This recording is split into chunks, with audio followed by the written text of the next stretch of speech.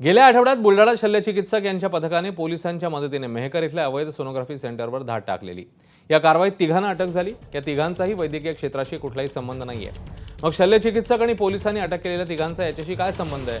मुख्य आरोपी शिवा गरड याला गर्भलिंग निदान चाचणी कशी करायची हे कोणी शिकवलं? या सोनोग्राफी सेंटरवर ग्राहक पाठवणारे डॉक्टर्स कोण? यात गुंतलेल्या डॉक्टरांची चौकशी पोलीस कधी करणार असे अनेक प्रश्न उपस्थित राहत आहेत। या प्रकरणातले मोठे मासे अजूनही पोलिसांच्या हाताबाहेरच आहेत।